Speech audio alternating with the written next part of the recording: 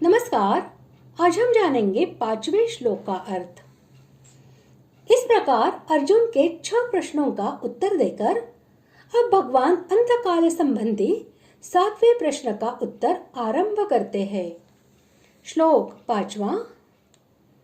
अंतकाले च मामेव स्मरन् मुक्त्वा कलेवरं यः प्रयाति समद्भावै याति नास्त्यत्र संशयः। श्लोक का अर्थ, जो पुरुष अंतकाल में भी मुझको ही स्मरण करता हुआ शरीर को त्याग कर जाता है, वह मेरे साक्षात स्वरूप को प्राप्त होता है, इसमें कुछ भी संशय नहीं है। यहाँ च अव्यय अपि के अर्थ में प्रयुक्त हुआ है। इससे अंतकाल का विशेष महत्व प्रकट किया गया है।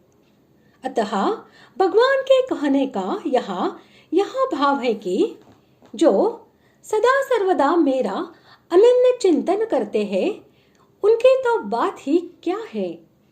जो इस मनुष्य जन्म के अंतिम क्षण तक भी मेरा चिंतन करते हुए शरीर त्याग कर जाते हैं, उनको भी मेरी प्राप्ति हो जाती है।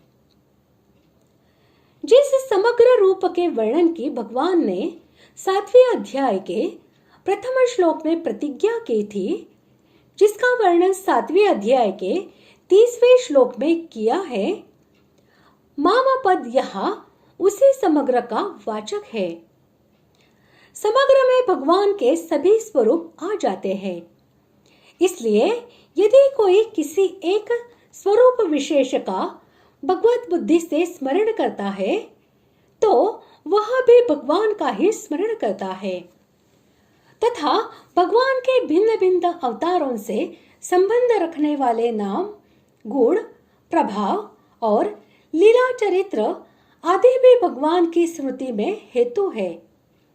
अतः उनको याद करने से साथ साथ भगवान की स्मृति भी अपने आप हो जाती है। अतः नाम, गुण, प्रभाव और लीला चरित्र आदि का स्मरण करना भी भगवान का ही स्मरण है। यहाँ माम और स्मरण के बीच में एव पद देकर भगवान यह बतलाते हैं कि वह माता पिता, भाई बंधु, स्त्री, पुत्र, धन, ऐश्वर्य, मान, प्रतिष्ठा और स्वर्ग आदि किसी का भी स्मरण न करके केवल मेरा ही स्मरण करता है। स्मरण चित्त से होता है और एव पद दूसरे चिंतन का सर्वथा अभाव दिखलाकर यह सूचित करता है कि उसका चित्त केवल एकमात्र भगवान में ही लगा है। मद्भावम कहने का तात्पर्य है कि साधक ने मेरे को जिस किसी भिन्न अथवा अभिन्न भाव से अर्थात सगुण निर्गुण, साकार निराकार, द्विभुज चतुर्भुज तथा नाम, लीला, धाम, रूप आदि से स्वीकार किया है, मेरी उपासना की है, अंत समय के स्मरण के अनुसार वह मेरे उसी भाव को प्राप्त हो जाता है। इसमें कुछ भी संशय नहीं है। इस कथन का अभिप्राय यह है कि इस वाक्य से यह भाव दिखलाया गया है कि अंतकाल में भगवान का स्मरण करने वाला मनुष्य किसी भी देश और किसी भी काल में क्यों न मरे एवं पहले के उसके आचरण चाहे जैसे भी क्यों न रहे हो, उसे भगवान की प्राप्ति निस्संदेह हो जाती है। इसमें जरा भी शंका नहीं है।